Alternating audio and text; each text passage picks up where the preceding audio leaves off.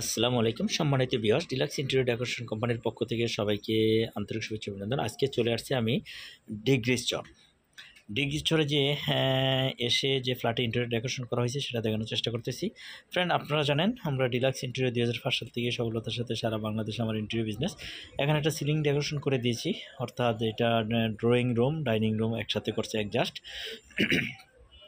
আপনারা চাইলে এই সুন্দর ডিজাইনগুলো আপনাদের বাসা ফ্ল্যাট বাড়িতে করে নিতে পারেন। আমরা কিন্তু বাংলাদেশ সব জেলা সব এরিয়ায় গিয়ে কাজগুলো করে থাকি আমাদের দক্ষ টেকনিশিয়ান কারিগর দ্বারা।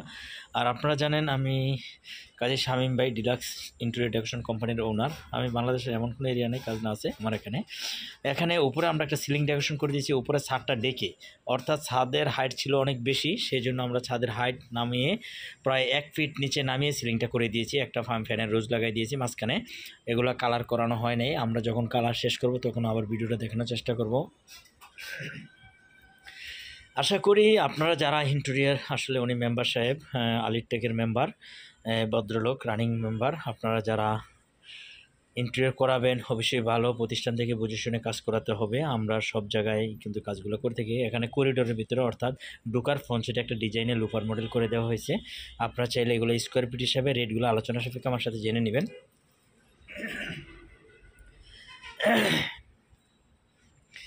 এখানে কিচেনে ডিজাইন করে দেওয়া হয়েছে। আসলে কিচেনের এগুলো হাইটগুলো, প্রতিটা রুমের হাইট ছিল অনেক বেশি, প্রায় 12.5 ফিট হাইট ছিল।